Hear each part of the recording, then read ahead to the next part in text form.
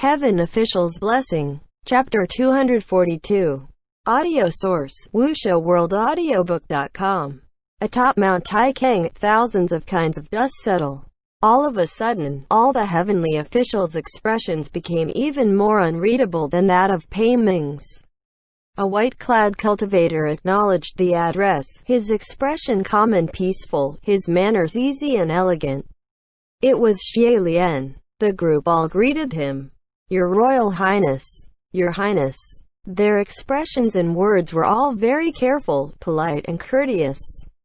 Xie Lian also politely greeted everyone, and went forth in a welcoming gesture. Lord Rainmaster. The Rainmaster had come before that temporarily built hut, holding the reins of that big, guardian steed Black Ox, and she inclined her head over this way in greeting. On the back of that black ox were giant boxes upon boxes of produce. The reason she had come. And apparently there was the incredible effect of nurturing spiritual powers after eating them, so when the heavenly officials heard, a group excitedly went over to divide their shares. There was also a group that didn't move. Xie Lian was one of them. Lord Rainmaster spoke up. "I've brought something else for your highness." Xie Lian smiled. "Ah, thank you in advance." "What is it?" The Rainmaster took out from within her sleeve something wrapped with a small band of white cloth, and when she opened it, Xie Lian's eyes brightened instantly. "Thank you so much, Lord Rainmaster. I've been looking everywhere for this." Feng Xin came over to take a look too, and also commented, "Rare fantastic silk. This is great. Now you can finally fix that toy of yours."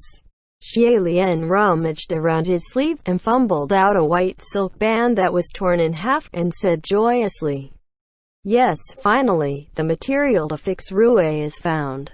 I'll go patch it up right now." However, Feng Xin stopped him. "Patch it up? You? Forget it. What can you patch? Ask someone else to help you." Then he turned his head and shouted, "Muqing, come get to work." Muqing walked over lazily, replying coolly, What are you trying to say? Tell me to sew it? Isn't that your expertise?" Feng Xin said. Muqing humphed. "Aren't you too good at using people?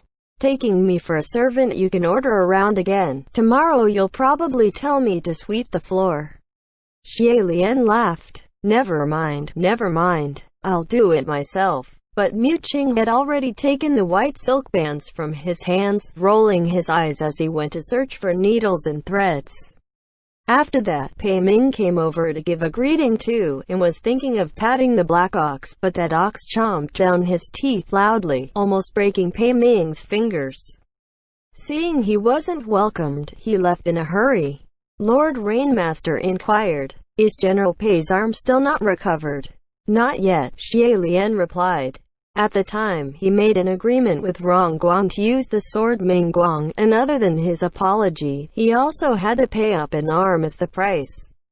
Although in the end, Rong Guang's resentment has dispersed, leaving him some face and didn't ask for his arm, it was still heavily injured. "I see," Rainmaster said. "No wonder General Pei's expression was so peculiar." Xie Lian muttered inwardly. His peculiar expression was definitely not for this reason. Turns out, Pei Ming could not get over the fact that the Rainmaster had saved him time and time again at Mount Tongluan in the great fires of the heavenly capital. He was a big man. A good man who thought himself domineering the heavens and earth, so he could not withstand losing a teeny bit of face in front of a woman at all, especially a woman he had past grievances with. Compared to the Rainmaster, he could probably accept the behaviors of Zanji more. In any case, he couldn't let it go no matter what, and whenever he saw the Rainmaster he'd feel turbulent, which was why his expression was peculiar. However, the Rainmaster didn't understand at all what he was feeling turbulent over. So she had always smiled politely in greeting, the two on two completely different wavelengths, truly inexplicably absurd. Rainmaster spoke up. "Oh, that's right, Your Highness. How is Zanji?" "Zanji's been locked up at the foot of the mountain," Xie Lian replied. "Did you want to go to see her?" "After the great battle, All the monsters and demons that had escaped their seals from all over at the beginning were temporarily detained in a dungeon at the foot of Mount Taikang that was temporarily set up. Xie Lian led the way, but before they reached the dungeon they heard a series of rough voices swearing.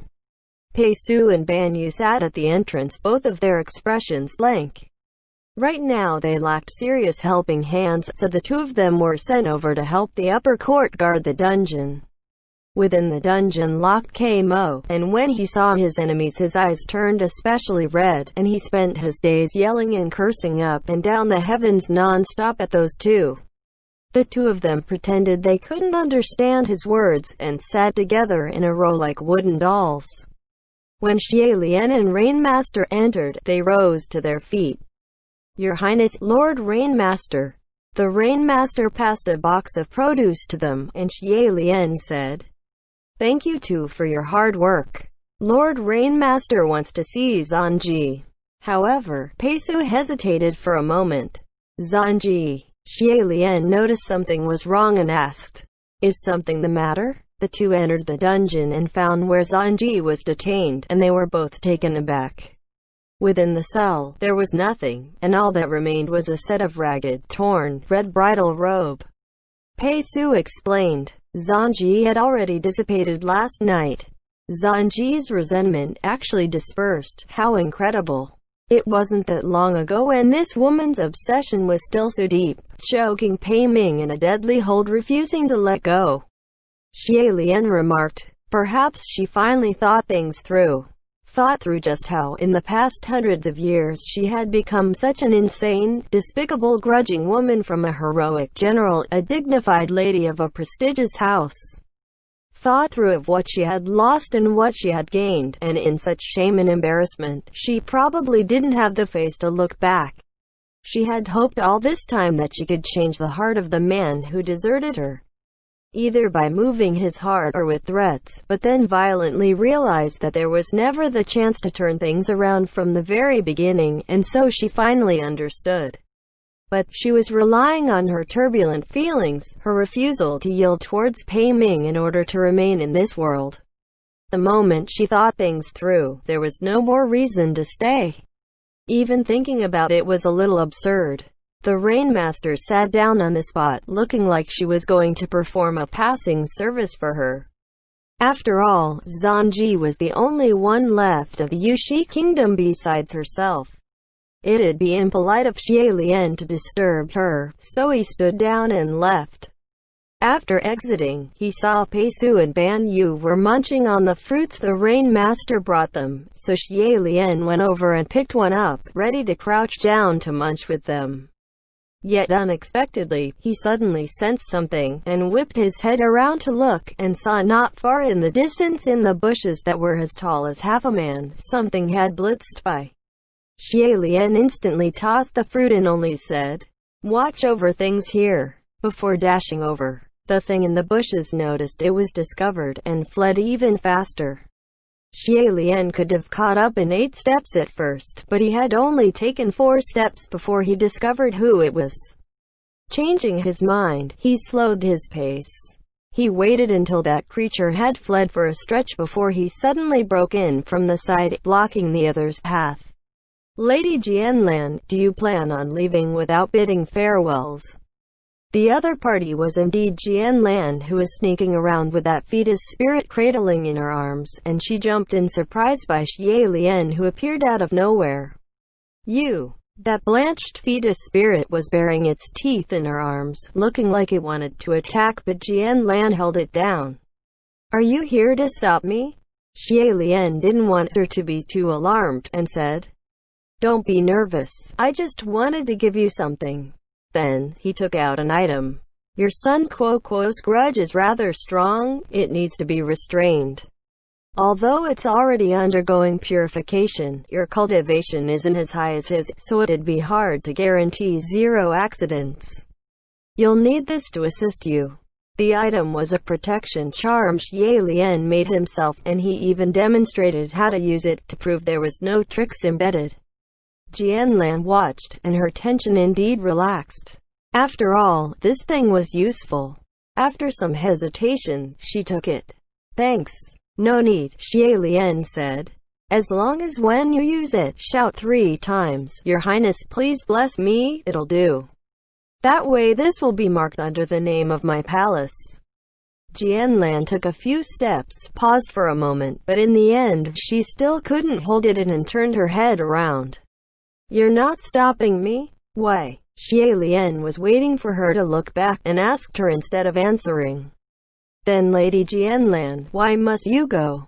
Feng Xin said he would take care of you both, he will keep his word. Jianlan's expression flickered, but in the end, she sighed. I know he will, but forget it, it's for the best. I don't want to be with him anymore. Xie Lian was a little taken aback. Do you not love him at all anymore? Jianlan was probably tired from running, and sat down on the roadside. This has nothing to do with love anymore. I don't want him to force himself to tie us to him. Xie Lian also sat down by her side, and contemplated for a moment. He must really love you. Back then, he was so completely spent, but he still refused to let you go. Hearing this, Jianlan looked as if she remembered things from a faraway past, and laughed. You saying that, I remember now. Back then, he was still a little dumb. Spending long hours to make money, and after he made money he'd buy me for an entire night, but all he did was bring over a stool to sit with me all night, doing nothing but chatting. Everyone took him for a joke. What a laugh. Xie Lian also smiled. You see, I told you he really loves you. However, Jianlan withdrew her smile. What you've said are all things of the past. What was love once doesn't mean it'll last. To be a charity case and a nuisance, I'm not interested. Why would he think you both a nuisance? Xie Lian asked. Don't you know the kind of person Feng Xin is? You, His Highness the Crown Prince, you have never lived the common life, so of course you'd think things are that simple. He won't now, and he won't on the surface either. But once time gets dragged out, then nothing could be sure. If I wanted to seek him out, I would have done so a long time ago. It's not like the Temple of Nanyang is hard to find. There was a period of time where they were everywhere, but I still didn't want to. He's ascended, he's got everything, looking glorious and impressive, but we've already turned into ghosts, so what am I doing seeking him out? A heavenly official carrying 2 ghosts, isn't that just trouble for him? I kicked him away when I looked my best. I think that's quite good, all proud and dignified.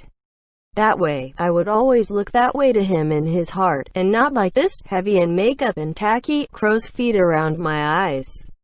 She pinched at her own face.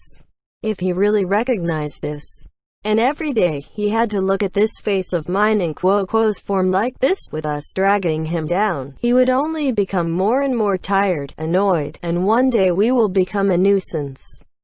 So why bother? Isn't that too tragic? While she was speaking, the fetus spirit was using its wet, slithering tongue to lick her face, looking inexplicably disgusting but mischievously endearing. But to typical others, this was probably only disgusting, and couldn't be accepted.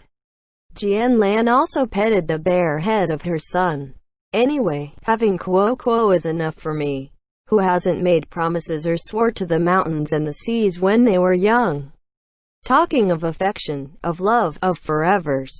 But the longer I hung around in the world, the more I understand, something like forever is impossible. It's never going to be possible. Having it once was already good enough. No one can truly achieve it. I don't believe in it anymore, she said with a helpless voice. Feng Xin is a good man. It's really been too long. Everything's changed, so it's best to let it go.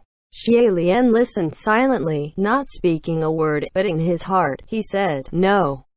A voice in his heart said, forever exists. There's one person who can truly achieve it. I believe. Jianlan still took Quo and left. Xie Lian went back and sent away Rainmaster Hu finished the passing service for Zanji, and returned to Mount Taiking. He was thinking of telling Feng Xin that Jianlan had left, but he didn't see him. Just as he was looking for him among the rowdy crowd, someone suddenly shouted. Great timing, Tai Hua. Are you free? Come help figure this out. They were still grabbing anyone to do accounting, and Lang Qianchu was desperate to get away, responding from afar. "Don't bring the stack here, I've got things to do, go find someone else."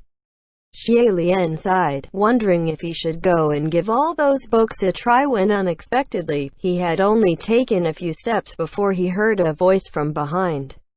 "Moss. Heya, Your Highness." Xie Lian looked back and Lang Qianchu was standing right behind him. "Do you have a moment to step aside and speak?" "Of course," Xie Lian replied. Thus, he and Lang Qianchu walked together outside that sad, giant hut of a palace. As they walked, Xie Lian inquired, "How's Jiuzi doing? Is he alright?" Lang Qianchu chuckled helplessly, a little bitter. "I don't know if it's considered alright. That child asks me for his dad every day, rather pitiful, so I could only gather a bit of the soul particles of the night to ring Green Lantern and keep them in a lamp.